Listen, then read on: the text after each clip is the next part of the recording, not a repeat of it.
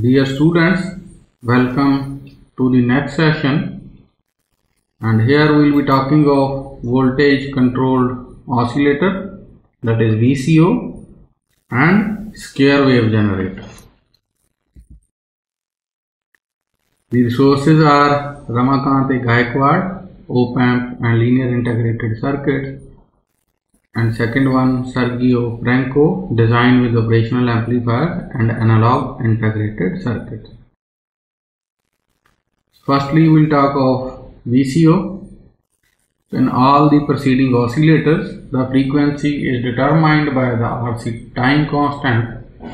However, there are applications such as FM, tone generators, frequency shift keying, where the frequency needs to be controlled by means of an input voltage called control voltage. This function is achieved by voltage controlled oscillator. This is also called voltage to frequency converter. A typical example of voltage to frequency converter is SE or NE566, which provide simultaneous square wave and triangular wave outputs as a function of the input voltage. Now this is the modulating input. We are having a current source, a Schmitt trigger, a buffer amplifier to give square wave, and buffer amplifier to give a triangular wave. Two external components R1 and C1 are there. The frequency of oscillation is determined by resistance R1, capacitor C1 and the control voltage VC applied to the terminal 5 of this 566, and this is the pin configuration of this VCO. It's ground plus V, where C1 is connected, R1 is connected, modulation input, square wave output and triangular wave output. The triangular wave is generated by alternately charging the external capacitance C1 by one current source and then linearly discharging by another. The charge discharge levels are determined by the Schmitt trigger. The Schmitt trigger also provides a square wave output, and both these output waveforms are buffered so that the output impedance is 50 ohm. The typical amplitude of a triangular wave is 2.4 volt peak to peak, and that of square wave is 5.4 volt peak to peak. A typical connection diagram is shown here. The R1-C1 combination determines the free running frequency, and the control voltage VC is set by the voltage divider R2 and R3. The initial voltage VC at terminal 5 must be in the range of 3/4 of plus V to plus V, where plus V is the total supply voltage. The modulating signal is AC coupled with the capacitor C and must be less than 3 VPP. The frequency of the output waveform is approximated by F0 is nearly equal to 2 into plus V minus VC over R1 C1 into plus V, where plus V, as already discussed, is the total supply voltage. So frequency is dependent upon R1, C1 and VC. The value of R1 should be in the range of 2 to 20 kilo ohm, and for a fixed VC and constant C1, the frequency F0 can be varied over 10:1 frequency range by choice of R1 between 2 kilo ohm and 20 kilo ohm. Similarly, for a constant R1 C1, the frequency can be modulated over 10:1 range by control voltage. In either case, the maximum output frequency can be 1 MHz. A small capacitor, as already shown in the figure, 0.001 microfarad, is connected between pin 5 and 6 to eliminate possible oscillations in the control current source. So these are the output triangular waves and output square waves. If the VCO is to be used to derive standard logic circuitry, a dual supply of ±5 volt is recommended so that square wave output has the proper DC levels for logic circuitry. The VCO is commonly used in converting low frequency signals such as ECG or EKG into an audio frequency range. The audio signals can then be transmitted over telephone lines or two-way radio communication for diagnostic purposes, or they can be recorded on a magnetic tape for documentation or further references. Next, we'll talk of square wave generator. In contrast to sine wave oscillators, square wave outputs are generated when the op-amp is forced to operate in the saturated region.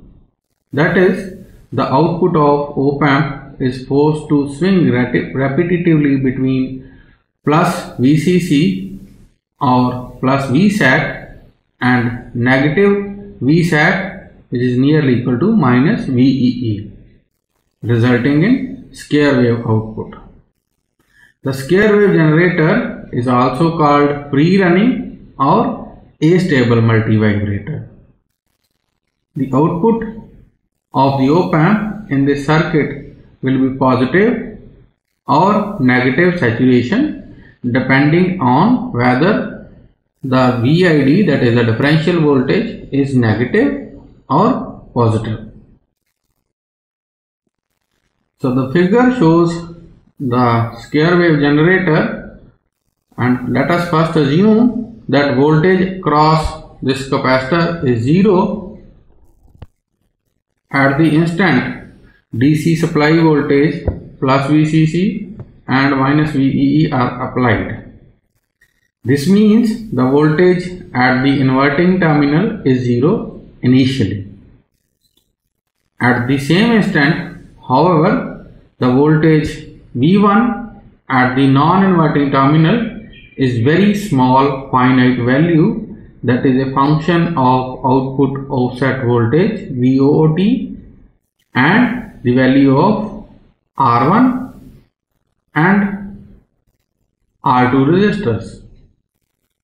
Thus, the differential input voltage is equal to voltage V1 at the non-inverting terminal. Although very small, voltage V1 will start to drive the op-amp into saturation. For example, suppose the output offset voltage is positive, therefore V1 is also positive. Since initially the capacitor C is short circuit, the gain of op-amp is very large, A, nearly equal to the open loop gain.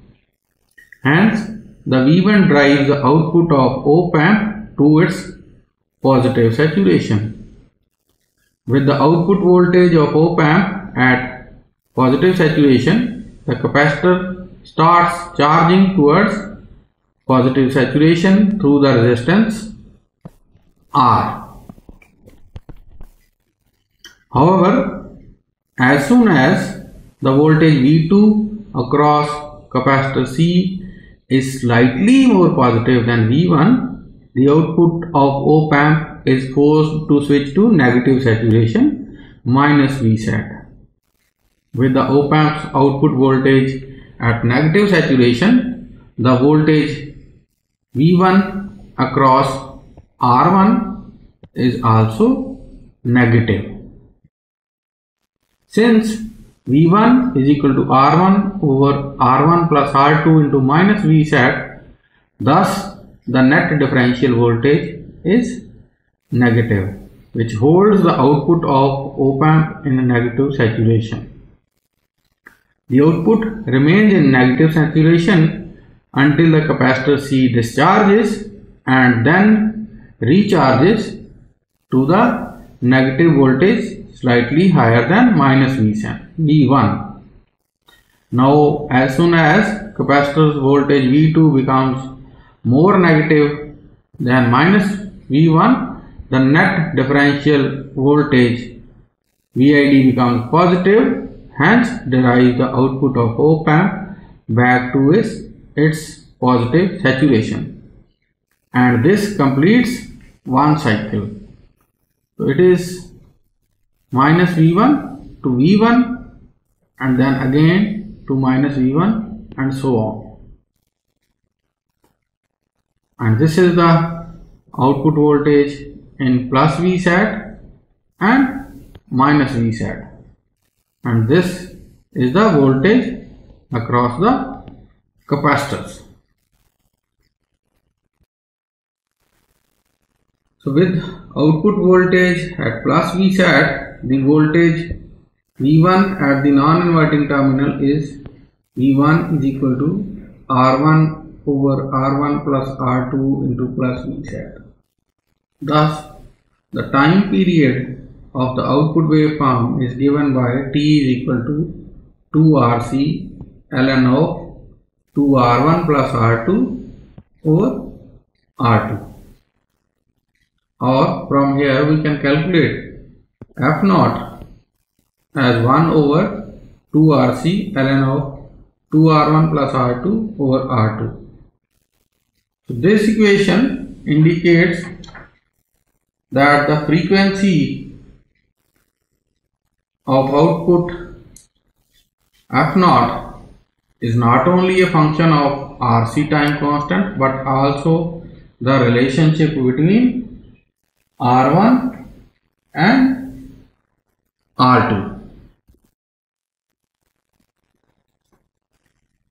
For example, if we take R1 is equal to 1.16 R1, the equation becomes F0 equal to 2 RC.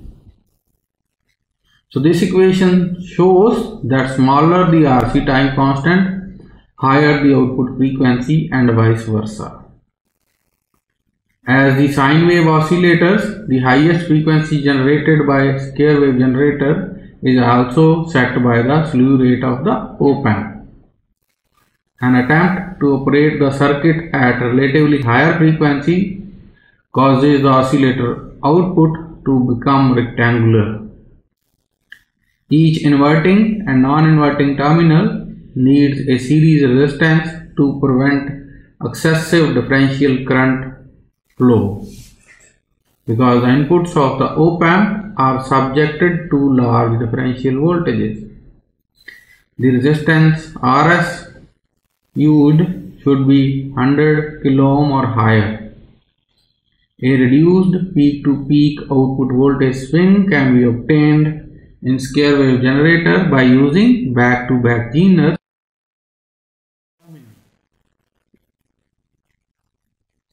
So in the next class, we will be talking of next topic or next chapter, which is on 555 timer.